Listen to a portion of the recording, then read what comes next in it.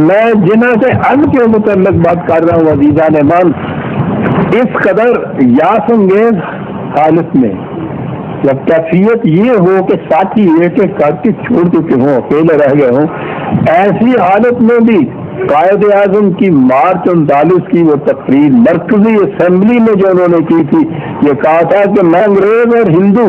دونوں کو متنوع کر دینا چاہتا ہوں کہ تم الگ الگ یا دونوں متفق ہو کر بھی ہماری روح کو فنا کرنے میں کامیاب نہیں ہو سکو گے، نہ تم اس تہذیب کو مٹا سکو گے جو ہمیں ورثہ میں ملی ہے۔ ہمارا نور ایمان زندہ ہے، زندہ رہا ہے اور زندہ رہے گا۔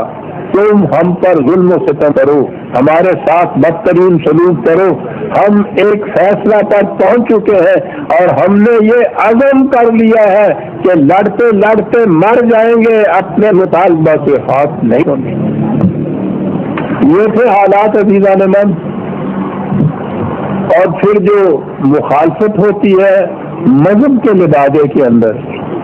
تو وہ جانتے ہیں آپ کہ وہ کفر کے تیر و سنا جو ہے وہ شمشیر پیک سے زیادہ زخمی کر دینے والے ہوتے ہیں۔ میں نے عرض کیا ہے کہ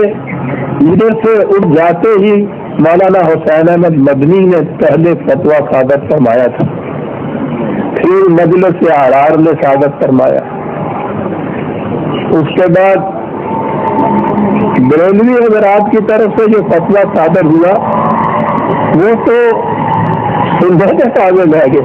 کس انداز میں یہ فتوے ہوتے تھے۔ میں وہ الفاظ پڑھتا ہوں: وہ حکم شریعت مسٹر جنا اپنے عقائد کفریہ قطعیہ یقینیہ کی بنا پر قطعاً مرتد اور خارج از اسلام ہے،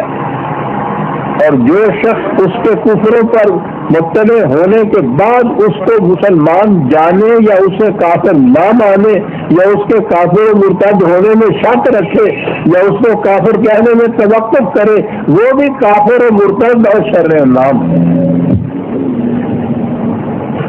یہ فتوے صادر سے مسلمان قوم یہاں کی مذہب پرست ہے،